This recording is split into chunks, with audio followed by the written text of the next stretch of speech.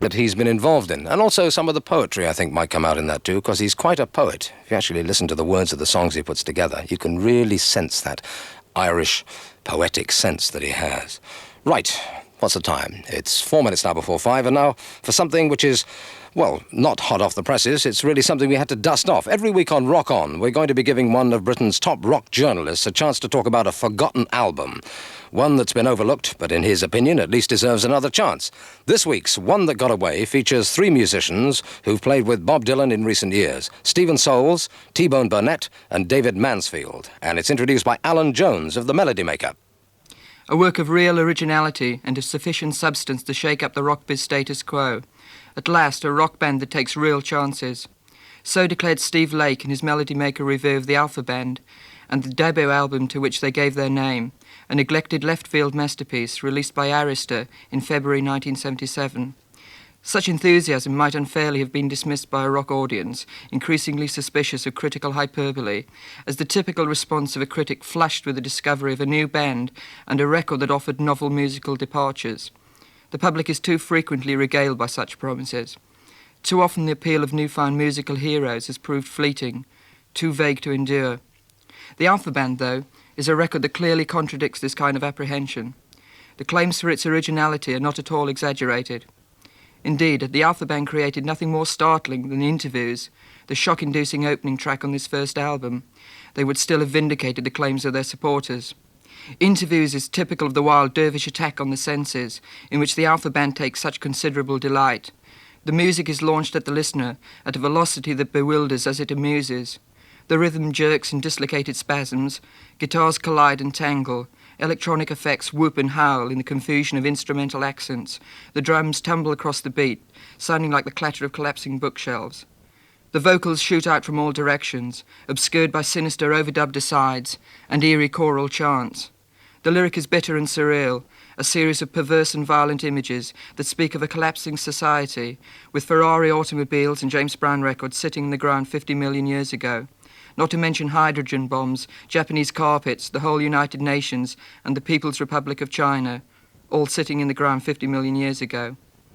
The album breathes with a spontaneity and freshness that reflects the speed and wit which must have characterized the recording sessions.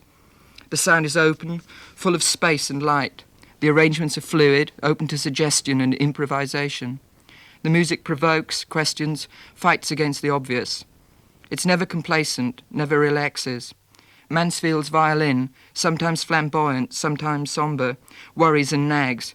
The vocals, reminiscent sometimes of Dylan, are rough but always lively, full of unexpected nuance and phrasing. Musically, the Alpha Band plunder a variety of traditional and contemporary styles with breathtaking panache. Country, bluegrass, R&B, hard rock, funk, jazz, vintage rock and roll, 60s pop, all collide. Nothing is sacred, but everything is respected, used with discrimination and invention. Their subsequent albums, Spark in the Dark and The Statue Makers of Hollywood, I found them integrating Oriental themes, Byzantine vocal chants, choirs, massive orchestration of horns and strings, science fiction and Old Testament imagery, all of which they mesh together perfectly and shoot through with their own off-the-wall humour and biting satire. The Alpha Band remains probably their most concise statement, their most tightly focused production. It has a musical continuity that its successors have rejected. Much of it, however, remains almost indecently bizarre. This is the Alpha Band, and the song is 10 figures.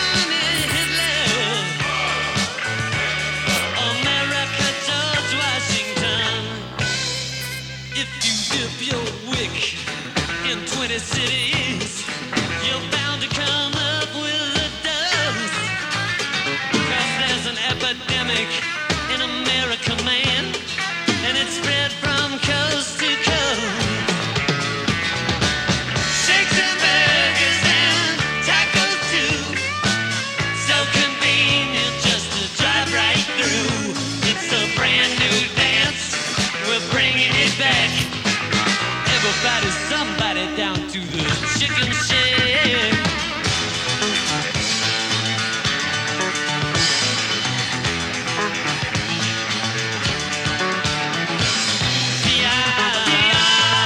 In excess.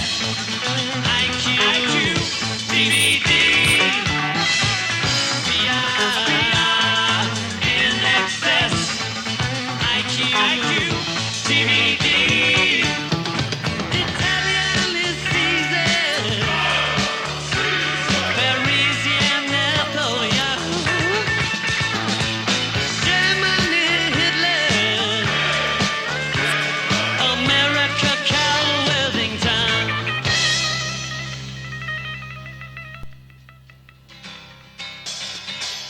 Beaten with lies like hail from the skies and left in a ditch for days. I heard their heels click, black as night, as their frozen leader said, "Gold is water in the desert dry. Your bread ain't wheat and your wit ain't right. It's a brand new dance, and we're bringing it back. Everybody's rocking down to the chicken shed."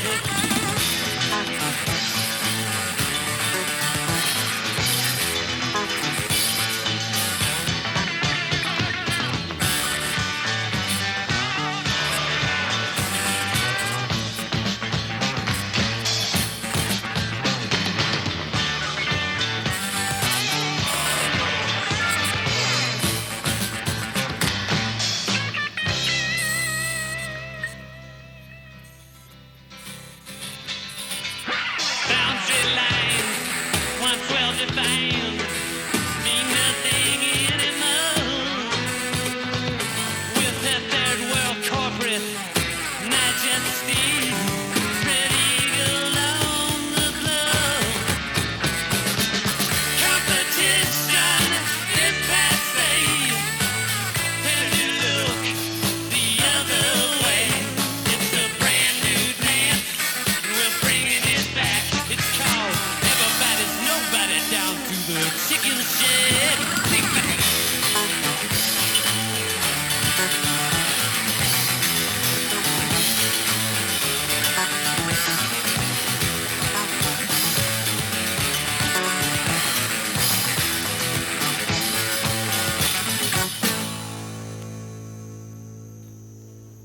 Something very strange and very interesting as well from the Alpha Band and the album of the same name released 2 years ago by Arista Records. The track was called 10 Figures, and it was introduced by Allan Jones of the Melody Maker, who obviously didn't fail English at school. Next week, we're going to give the stage to Jeff Barton from Sounds.